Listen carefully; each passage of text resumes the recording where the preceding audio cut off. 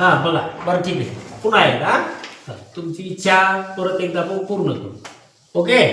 आता याची बेरीज करायची तुम्हाला 5 14 x वजा मी घेतो 5 14 3 आणि 40 यांची बेरीज आली आपल्याकडे 62x छेदामध्ये 100 बरोबर 19,000 जशाला तसे जे काय आपल्याला उत्पन्न दिलेले आहे ते।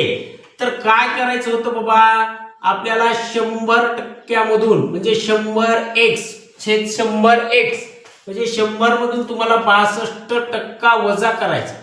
किती टक्का वजा करायचा आहे 62%। इकडे 19,000 जशाला तसे। आता आपल्याकडे राहिलं किती आलं 62 मध्ये 19 गेले राहिले आपल्याकडे 38x बरोबर। मग आता हे 19 इथं येणार बरोबर 100 छेदामधले जशाला तसे राहणार।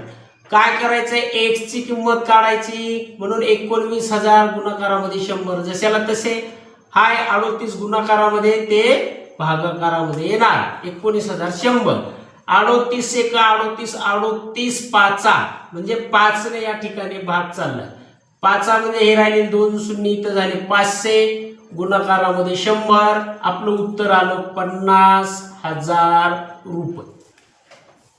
एनी प्रॉब्लेम विचारलं काय होतं तुला निखिलचं मासिक उत्पन्न निखिलचं काय विचारलं होतं तुम्हाला मासिक उत्पन्न आले आपल्याकडे 50,000 रुपये।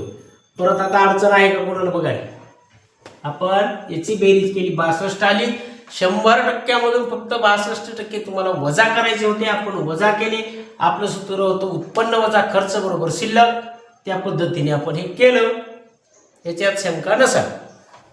बघा भाग 6.1 चालू आहे त्याच्यातला चौथा प्रश्न राहिला आपला ते बघू झालं। याच्यात बघा उत्पन्न वजा खर्च आपल्याला दिलेला टक्का होता 5% 14% 3% 40% त्यांची बेरीज केली 62% आली 19,000 रुपये त्यांच्याकडे शिल्लक राहत होते 62 100% मधून 62% वजा केले 38% आपल्याकडे राहिला गुणाकारामध्ये 19,000 गुणाकारामध्ये 100 हे घेतलं 38 ने 19,000ला पूर्णपणे भाग जातो म्हणजे 38 पाचा 190 आपण केलं म्हणून आपला भागाकार 190 आला म्हणजे 500 आला 500 गुणाकारामध्ये 100 केलं गुणाकाराला आपला 50,000 रुपये।